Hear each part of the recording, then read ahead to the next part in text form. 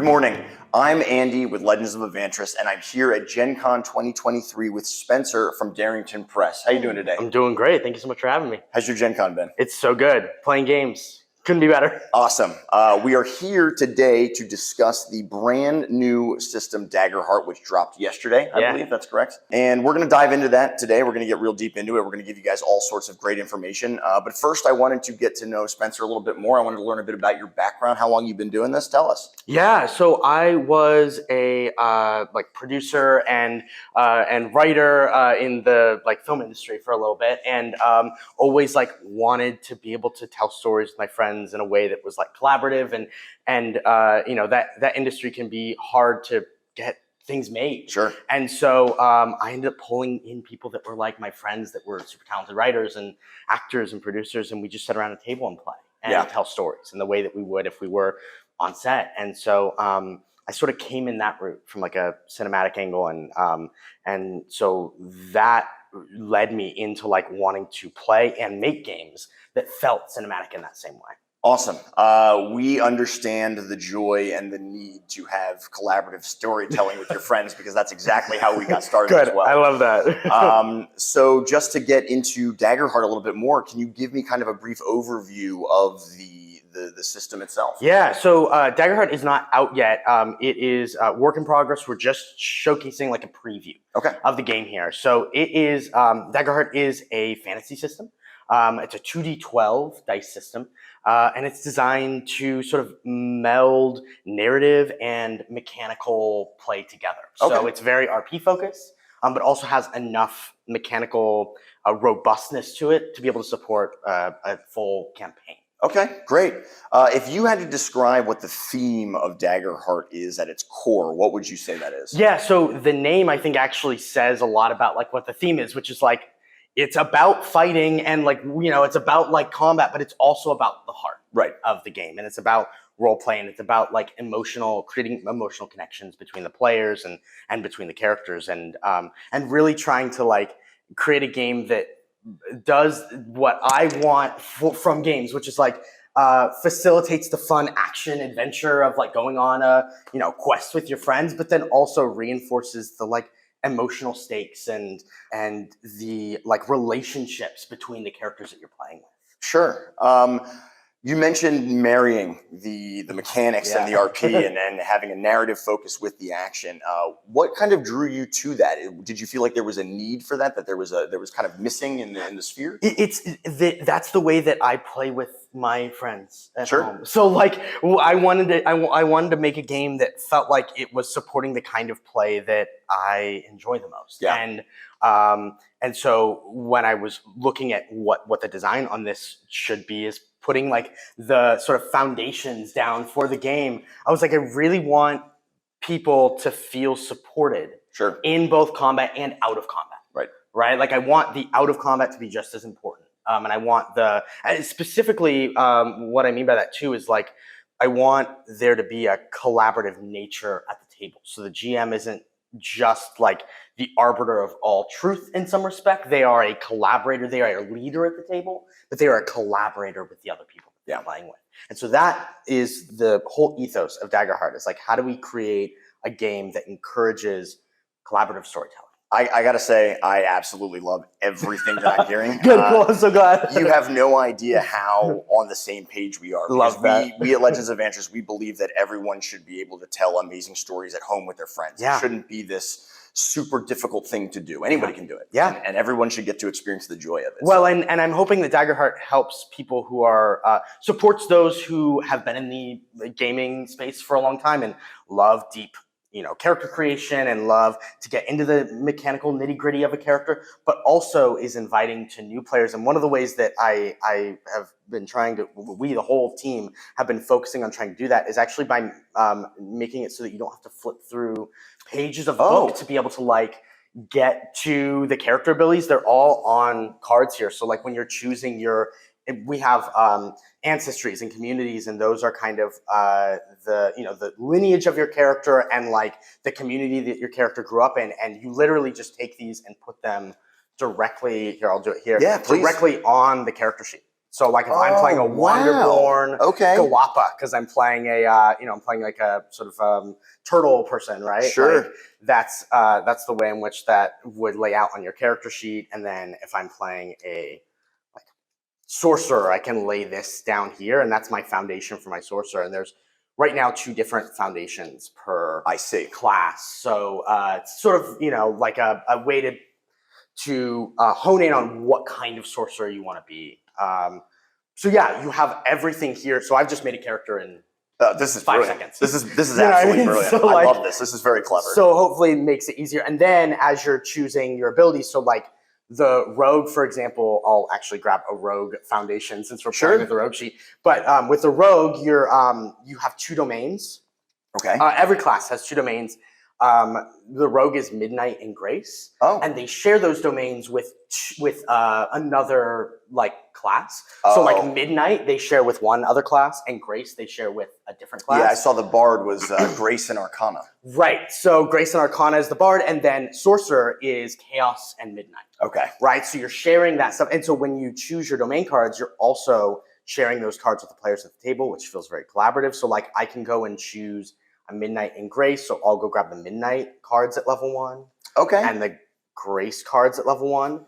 And then you'll just get to choose like some cards at character creation that sort of start you out. And then every time you level up, you get to choose new cards from your domain. Wow, this is unbelievable. So, I'm very impressed by this. This is very cool. It's really fun. It makes it so that I'm not flipping through a book. I'm not like having to read a bunch of abilities. I just get cards in my hand. Yeah. I choose the ones I want, and I put them on my character sheet. That's amazing. I guess my next question would be why 2d12 over d20? Such a good question. 2d12 was something that came out of a couple of things. One, I love a good like curve on the dice statistics. Yeah. Because it makes my characters feel competent. Sure. So for those who don't know, when you roll multiple dice and then you add the results together, you're more likely to hit the center of where those dice fall. So you're more likely to roll like between a 10 and a 13 in Daggerheart than you are to roll a 1 or a 2 because you're rolling 2d12 or like a 23. Right? Like this, you can hit both of those, but generally your character is competent at what they do. Yeah. And so I love having a curve on there because it also makes higher numbers more exciting too because they're harder to get to. Yeah. Right? And then the other piece is that the 2d12 system has one of the d12s is what's called a hope die, and the other one is what's called a fear die. And so when you roll them, you're essentially like you're adding the numbers together along with your modifier coming from your stats, what you call your character traits, and then you're looking at which die rolled higher, the hope or the fear die. Oh. And that will determine consequences. So like if I roll a 12 and I need a 10 to succeed, then I get a success, and then I look at which die rolled higher. If it's with hope, then it's a success with hope. Okay. And you get what you want, everything's good, it's full success.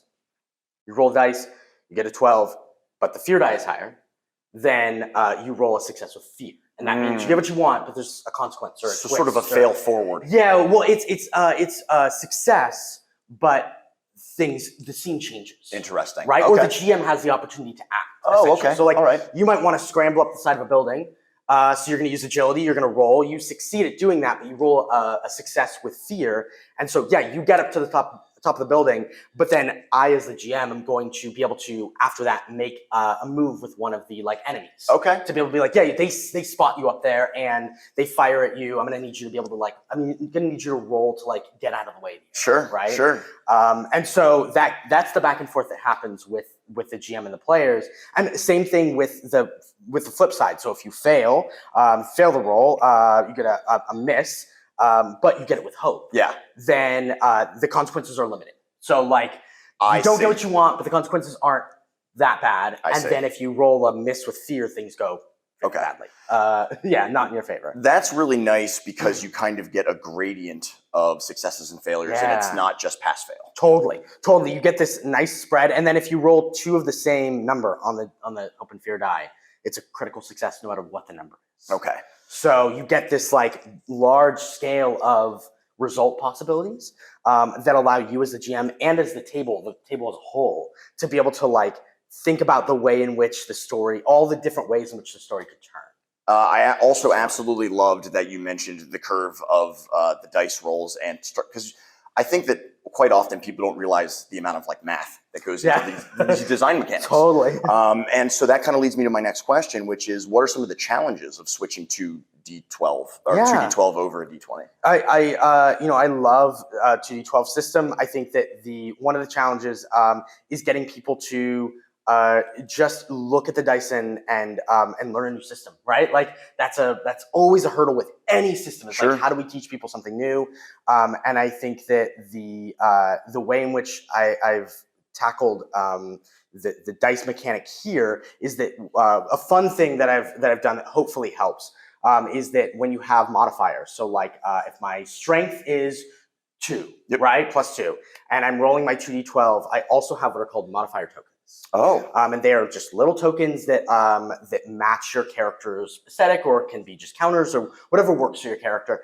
And you roll them with your dice. Okay. So you pick up a number of those modifier tokens before you roll the dice that correspond with whatever your modifier is. So you go like, okay, I have +2 in strength, and then we'll talk about experience later, but I have a +1 in experience that applies here. So I'm going to add 3 like modifier tokens to my hand. I roll all of it. I rolled a 6, 7, 8, 9. And then I count the modifier tokens, right? 10, 11, 12, 13. Right. So everything's there on the table. It's very visual. And that way you're not having to like refer to your sheet and do the math. So that's one thing, is like making sure that people are, that even though it's 2 dice being added together, there is support for like the cognitive load of doing a little bit more math at the table. Ultimately, for me, that 2d12 paid off because I love the curve and I love the way in which like the hope and fear die interact to make the story different. So yeah, that's kind of the like my favorite part of the dice rolls, is being able to have everything in my hands, roll it, and see it all at the table. Yeah, I don't think anyone would disagree with you that rolling lots of dice and rolling everything and it all being out there just feels good. Yeah. So if I have like a hope and a fear die, right, and then I have, these are just some modifier tokens I grab, but you can see how you could get something that matches the aesthetic of your character.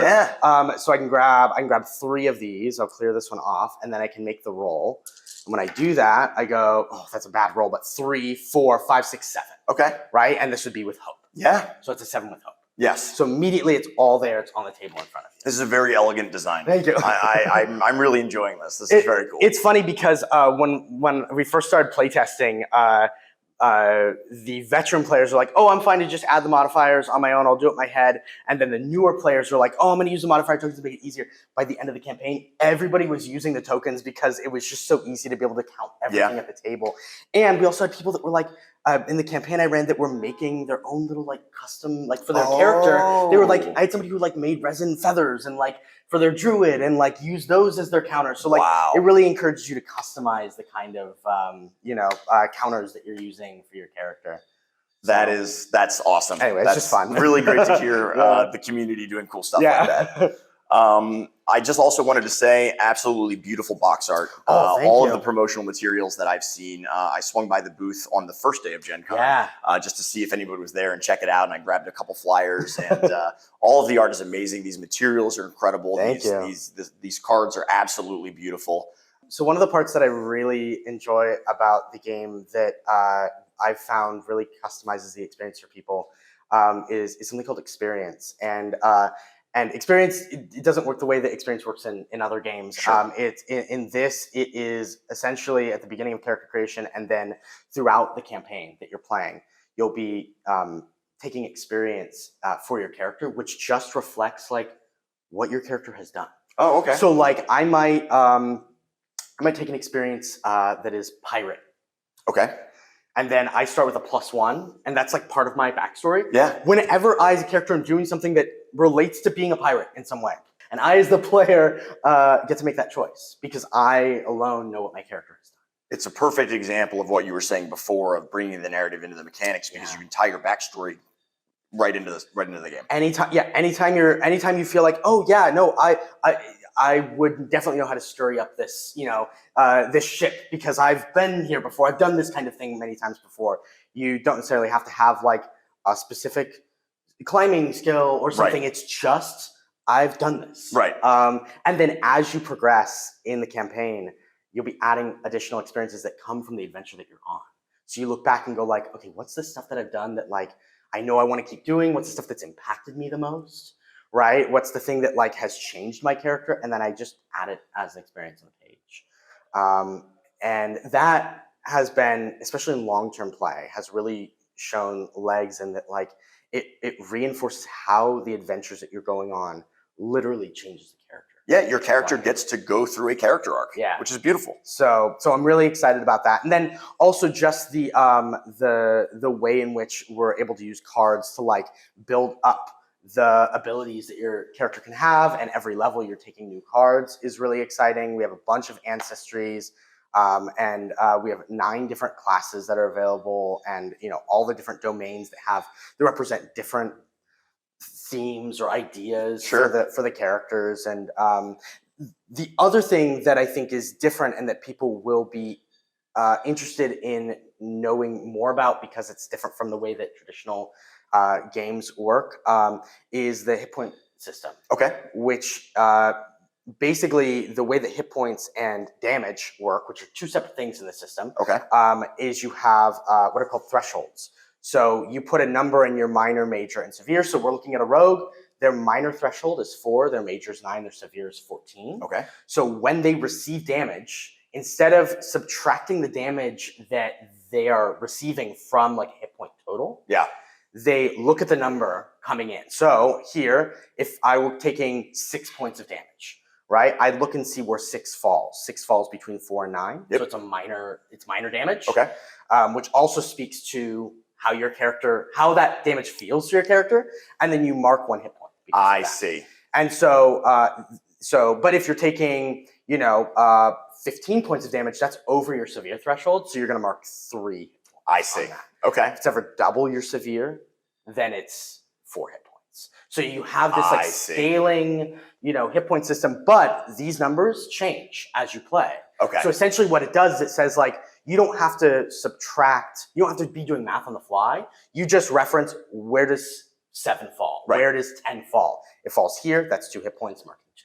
So then your character becomes more resilient as you level up. Exactly. And the different classes feel differently. Like a wizard getting hit with 8 points of damage is literally different, like on the sheet, than a guardian, right? Or a warrior getting hit with 8 points of damage, and it's reflected in how that, what the term is for the amount of damage coming in towards them is, which in play also feels like, oh yeah, my warrior only took minor damage on that. And it's like the wizard's like, yeah, that would have been very bad for me, right? It would have been severe for me. So like we have these really cool terms that help us to establish how hardy our characters are as well, and keep the cognitive load lower. Right. So not doing math. Right.